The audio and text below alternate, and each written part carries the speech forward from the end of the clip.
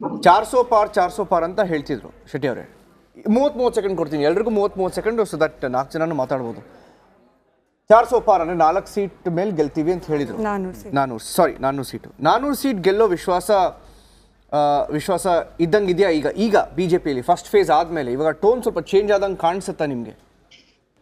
400 ಅಂತ ಹೇಳಿದ್ರೆ ಯಾವಾಗ ಇಂಡಿಯಾ ಅಲಯನ್ಸ್ ಕ್ಲಿಕ್ ಆಗಲಿಲ್ವಾ, ಇಂಡಿಯಾ ಅಲಯನ್ಸ್ ನಂತರ ಮೋದಿ ಅವ್ರು ಹೇಳಿಕ್ಕೆ ಸಿಗೋದು 400 ಪಾರ್ ಅಂತೇಳಿ. ಒಂದ್ಸಲ ಅದು ಥ್ರೆಟ್ ಆಗಿತ್ತು. ಇಂಡಿಯಾ ಅಲಯನ್ಸ್ ಫಸ್ಟ್ ಇರುವಾಗ ಯಾರು ನಿತೀಶ್ ಕುಮಾರ್, ಮಮತಾ ಬೆನರ್ಜಿ ಎಲ್ಲ ಅದರಲ್ಲೊಟ್ಟಿಗೆ ಒಂದ್ಸಲ ಥ್ರೆಟ್ ಇತ್ತು, ಏನೋ ಒಟ್ಟಾಗ್ತಾರೆ ಅಂತ ಅಟ್ಲೀಸ್ಟ್.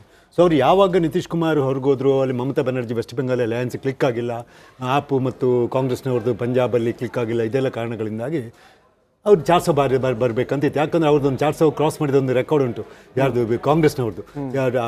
ಸಿಂಪತಿ ವೇವ್ ಇತ್ತಲ್ಲ, ಇಂದಿರಾ ಗಾಂಧಿ ಅವರದ್ದು 1984 ಅವರು 414 ಏನೋ ತೆಗೆದಿದ್ರು.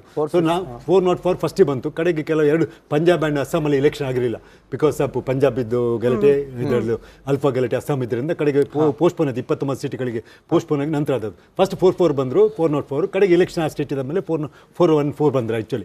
ಸೊ ಅದನ್ನು ಈ ಸಲ ದಾಟಬೇಕಂತ ಹುಮ್ಮನ್ಸಲ್ಲಿ ಹೇಳ್ತಾ ಹೋದ್ರು. ಇತ್ತೀಚೆಗೆ ಅದು ಆ್ಯಕ್ಚುಲಿ ಅದು ದಾಟುವ ಒಂದು ಚಾನ್ಸಸ್ ಕಾಣ್ತಾ ಇತ್ತು, ಬಟ್ ಇತ್ತೀಚಿನ ದಿನಗಳು ನೋಡಿದ್ರೆ ಚಾನ್ಸಸ್ ಕಮ್ಮಿ ಕಾಣ್ತಾ ಉಂಟು. ಹೇಳಿ, ಏನ್ ಪ್ರಶ್ನೆ? 400 ಪಾರ್ ವಿಶ್ವಾಸ ಮೋದಿ ಅವ್ರ ಬಾಯಲ್ಲಿ ಪದೇ ಪದೇ ಕೇಳೋಕ್ ಸಿಕ್ತಿತ್ತು, ಈಗ ಫ್ರೀಕ್ವೆನ್ಸಿ ಸ್ವಲ್ಪ ಕಮ್ಮಿ ಆಯ್ತಾ ಅಂತ ಹೇಳಿ. ಹೌದು, ಮೋದಿ ಅವರು 400 ಅಂತ ಹೇಳುವುದು ಅದಕ್ಕೆ ಏನಾದ್ರೂ ಒಂದು ಲಾಜಿಕಲ್ ಆಗಿ ತರ್ಕಬದ್ಧವಾಗಿ ಮೇಲ್ನೋಟಕ್ಕೆ ಕಾಣುವಂತ ವಿಷಯಗಳಿರ್ಬೇಕಲ್ಲ. ನಿಮ್ಗೆ ನಾನು ಒಂದೇ ವಿಷಯ ಹೇಳ್ತೀನಿ, ನೀವು ಕೊಟ್ಟ ಅವಧಿಯಲ್ಲಿ ಈ ಬಾರಿ ಮೋದಿಯವರು ಅಥವಾ ಬಿಜೆಪಿ ಬೇಡ ಅಂತ ಹೇಳುವ ಮತದಾರರಿಗೆ ಒಂದೇ ಆಯ್ಕೆ ನಾವು ಕೊಟ್ಟಿದ್ದೇವೆ ಎಲ್ಲಾ ಕಡೆ. ಯಾಕಂದ್ರೆ ನಾವು ಒಕ್ಕೂಟ ಮಾಡಿದ್ದೇವೆ. ಕಳೆದ ಬಾರಿ ಒಂದ ಆಮ್ ಆದ್ಮಿಗೆ, ಒಂದ ಕಾಂಗ್ರೆಸ್ಗೆ, ಒಂದ ಸಮಾಜವಾದಿಗೆ, ಒಂದ ಕಾಂಗ್ರೆಸ್ಗೆ, ಹೀಗೆ ಹರಿದು ಹಂಚಿ ಹೋಗಿತ್ತು ನಮ್ಮ ಮತಗಳು. ಈ ಬಾರಿ ನರೇಂದ್ರ ಮೋದಿ ಬೇಕು ಅಂತ ಹೇಳುವವರು ಏನೋ 35% ಇರ್ಬೋದು ಈ ದೇಶದಲ್ಲಿ, 1-2% ಜಾಸ್ತಿ ಆಗಿರ್ಬೋದು, ಕಮ್ಮಿ ಆಗಿರ್ಬೋದು. ಅಷ್ಟು ಜನ ನರೇಂದ್ರ ಮೋದಿ ಅವರಿಗೆ, ಬಿಜೆಪಿಗೆ, NDAಗೆ ಹಾಕಿದ್ರೆ ಬೇಡ ಅನ್ನುವವರಿಗೂ ಕೂಡ ಇವತ್ತು ಒಕ್ಕೂಟ ಇದೆ. ಮಮತಾ ಬ್ಯಾನರ್ಜಿ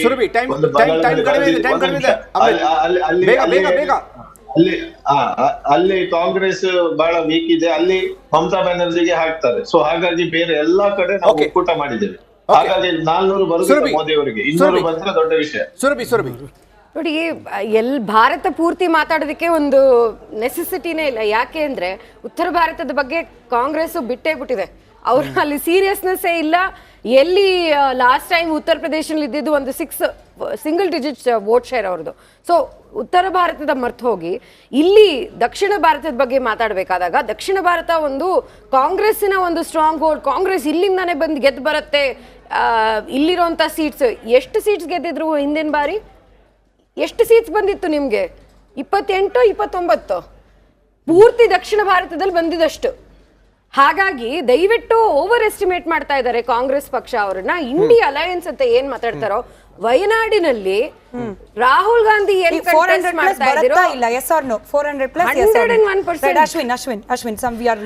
ಯಾವಾಗ ಇಂಡಿಯಾ ಅಲಯನ್ಸ್ ಫೇಲ್ಯೂರ್ ಆಯ್ತು ಅಂದ್ರೆ, ಮಮತಾ ದೀದಿ ಅವ್ರು ಬಿಟ್ಟು ಹೋದ್ರು, ಅರವಿಂದ್ ಕೇಜ್ರಿವಾಲ್ ಅವರು ಹೋದ್ರು, ಮತ್ತೆ ಬಿಹಾರದ ನಿತೀಶ್ ಕುಮಾರ್ ಅವರು ಹೋದ್ರು. ಅವಾಗೆಲ್ಲೋ ಒಂದು ಕಡೆ NDA ಅಲಯನ್ಸ್ ಅವ್ರಿಗೆ ಒಂದು ಅದೊಂಥರ ಖುಷಿ ವಿಚಾರ ಅನ್ನಿಸ್ತು. ಜೊತೆಗೆ ಇಂಡಿಯಾ ಅಲಯನ್ಸ್ ಅವರು ಪದೇ ಸನಾತನ ಧರ್ಮ ಇರ್ಬೋದು, ರಾಮನ್ ಬಗ್ಗೆ ಅವಹೇಳನಕಾರಿ ಹೇಳಿಕೆಗಳಿರ್ಬೋದು, ಮತ್ತೆ ಮುಸಲ್ಮಾನರಿಗೂ ಗೊತ್ತಾಗ್ತಾ ಹೋಯ್ತು ಕಾಂಗ್ರೆಸ್ ಅವರು ಬರೀ ನಮ್ಮ ಮತಕ್ಕೆ ಮಾತ್ರ ಬಳಸ್ಕೊಳ್ತಿದ್ದಾರೆ. ಒಂದು ಅಭಿವೃದ್ಧಿ, ಮುಸಲ್ಮಾನ ಬಾಂಧವರಿಗೆ ಅಭಿವೃದ್ಧಿ ಅನ್ನೋದು ಅವ್ರು ಮಾಡೋದಿಲ್ಲ. ಕಳೆದ 70 ವರ್ಷದಲ್ಲಿ ಶೂನ್ಯ. ಕಾಂಗ್ರೆಸ್ ಅವರು ಮತಕ್ಕೆ ಯಾವಾಗ ಮತದಾನ ಬರುತ್ತೆ, ಸಂದರ್ಭ ಎಲೆಕ್ಷನ್ಗಳು ಬರುತ್ತೆ, ಜಾಗೃತಿ ಮೂಡಿಸುವಂತ ಕೆಲಸ ಮಾಡ್ತಾರೆ. ಎಷ್ಟು JDS ಇಂದ ಕಾಂಟ್ರಿಬ್ಯೂಷನ್? ಈ ಬಾರಿ ನಮ್ಗೆ ಏನು NDA ಅಲಯನ್ಸ್ ಅಲ್ಲಿ ನಮ್ಮ JDS 3 ಕ್ಷೇತ್ರ ಇದೆ. ಈ ಬಾರಿ ಮಂಡ್ಯ, ಹಾಸನ ಮತ್ತೆ ಕೋಲಾರಲ್ಲಿ ಗೆಲ್ತೀವಿ. ಅದರಲ್ಲಿ 100% ವಿಶ್ವಾಸ ಇದೆ. ಸವಿಸ್ತಾರವಾಗಿ ಚರ್ಚೆಗಳಾಗಿದೆ, ಹಾಗೆ ಪ್ರಣಾಳಿಕೆಗಳಿದೆ, ಒಂದಷ್ಟು ವಿಚಾರಗಳ ವಿಮರ್ಶೆ ಕೂಡ ಆಗಿದೆ. ನಾಳೆ ಮರೀದೆ ವೋಟ್ ಮಾಡಿ, ತಪ್ಪದೆ ವೋಟ್ ಮಾಡಿ ಅಂತ ಹೇಳಿ ಮತ್ತೊಂದು ಬಾರಿ ಮನವಿಯನ್ನ ಮಾಡ್ಕೊಳ್ತಾ ಇದೀವಿ. ಧನ್ಯವಾದ ಚರ್ಚೆಯಲ್ಲಿ ಭಾಗಿಯಾಗಿದ್ದಕ್ಕೆ. ನೋಡ್ತಾ ಇರಿ ರಿಪಬ್ಲಿಕ್ ಕನ್ನಡ, ಇದು ನಿಮ್ಮ ಧ್ವನಿ.